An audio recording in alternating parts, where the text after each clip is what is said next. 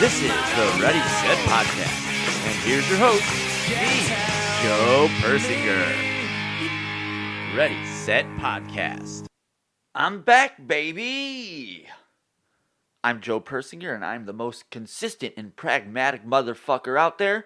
Welcome to the podcast. Before we get to our, our third part of our general election series here, did Trump win the election? Short answer, no.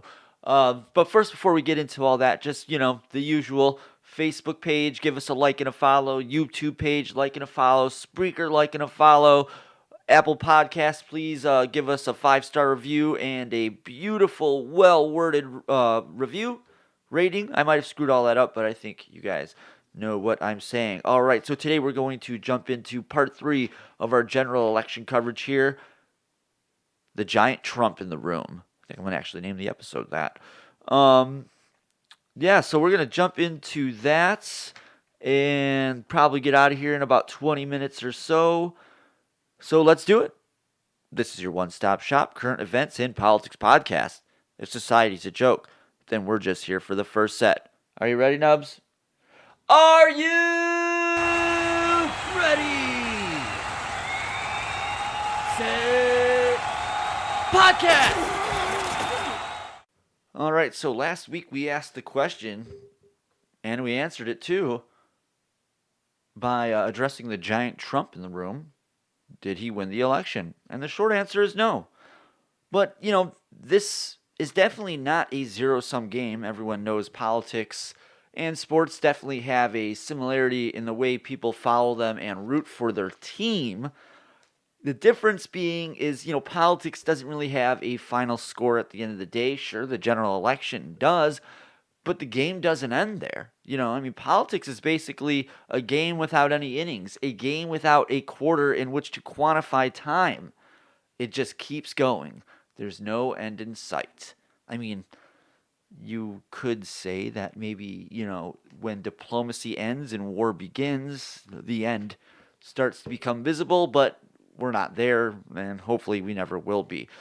So what we have is, quite a situation here with Trump losing and suing. As we said, he's definitely a litigious fuck. There's quite a few problems here with the election, and I'm almost feeling like I should just go off on a rant here, but I'm going to try to stick to the script.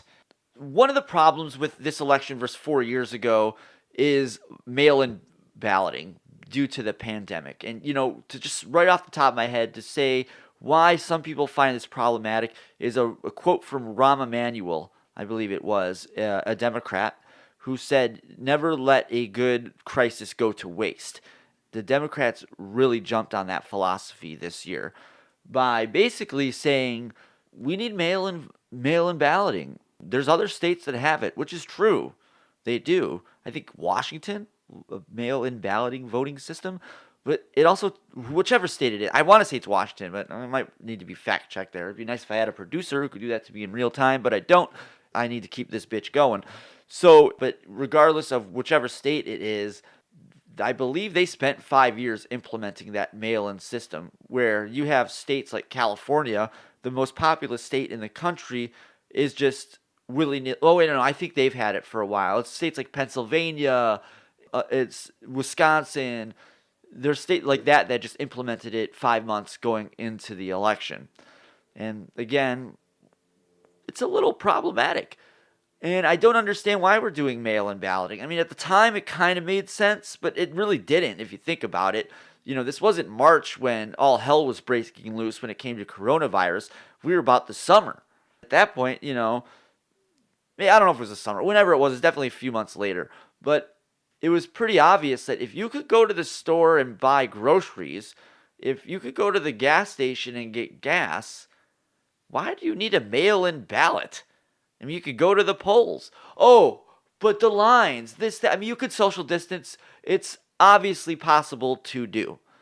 And if you can shop at Walmart, you can vote. You can go and vote at your local polling station. If you're too lazy to get off your couch to early vote, if they had a 2-week period where you could go and early vote, and those weren't. The one that I went to here locally, it wasn't crowded. There wasn't even a line. And, if you can't even do that, if you can't get off your ass to go vote on election day, I mean, bear with me here, but maybe you shouldn't participate. I know, it's a very, very rebellious and progressive thing I'm saying there. It's crazy, huh? If you don't want to leave your house, maybe you shouldn't be involved in participating in the election. I mean, it's kind of crazy and radical, I know. This Amazonification of our society is mind-boggling. You're picking the leader of the free world, not a pair of sunglasses. So select states opt into a mail-in system. I mean, there's nothing wrong with that. Like I said, Washington, which I'm not sure, I should probably check myself there, but whatever. State X, we'll call it. I'm not even going to say that. I'm trying to be funny. It's probably not really working here. But, various states have a mail-in system, but they took multiple years to implement it. And if you're in the camp of, nothing to see here, folks, you're compliant in the slow murder of democracy and fair elections. And that's, I have to say, is kind of a shot at everyone who 4 years ago were screaming about Russian collusion and everything. And here, now that we have this unprecedented election with mail-in balloting, which, is just the government just sending an unsecured ballot to your house and then it being sent back to them to a polling, collecting box, whatever, in an unsecured fashion. Like, if you're okay with that, something is wrong. And going back to what I was trying to say is that that's a little bit problematic with a big election like this. And if you're going to sit here and say, well, you know what, I got the outcome that I desired, and I'm not even curious whatsoever, you're compliant in the death of fair elections and democracy. 4 years ago, everyone who voted for Trump was like, yeah, let's see it. I don't agree with a 2-year investigation, a special investigation with a former FBI leader, Robert Mueller. Russia, collusion. Russia hacked our systems. We need to look into this. We need to look into Russian collusion. There's impeachment. I mean, the list goes on. But, now we implement something that's never been done in our election system, and there's nothing to see here, folks.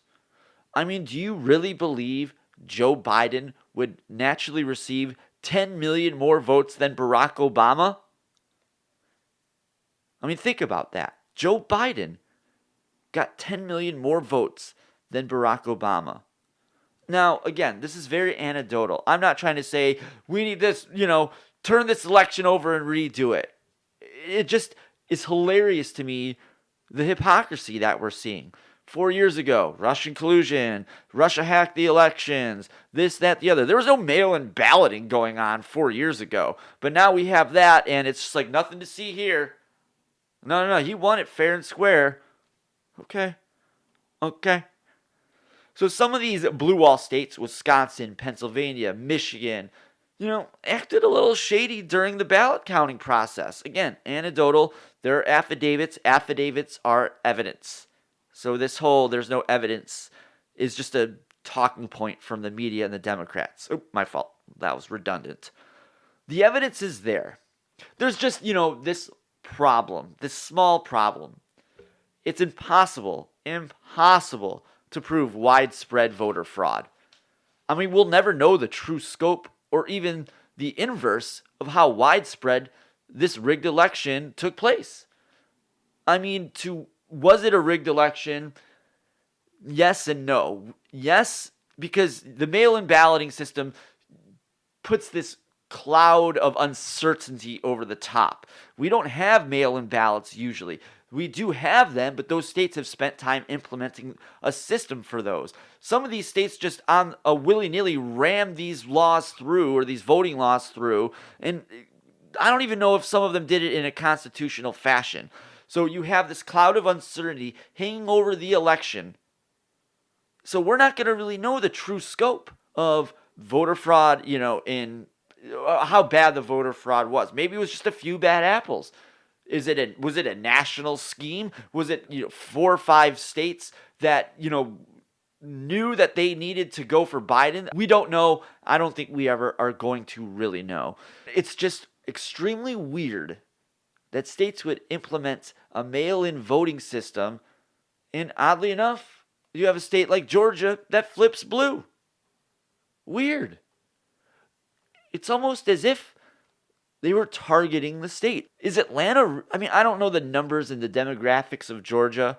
It's really weird to see a state that was originally, a Democrat state back when, the Ku Klux Klan was a thing. And it's come full circle. It's just weird. The year they happened to implement this mail-in voting system, Georgia flips blue. Can't explain that one. But what about Arizona? Well, I don't think that's going to fall in the same category. As someone who was a former resident of that state, someone who had been visiting that state throughout the late 90s, a friend of mine told me they have a thing out there. Well, actually, he's a friend of the podcast. He was on the podcast earlier in April. That would be B Money.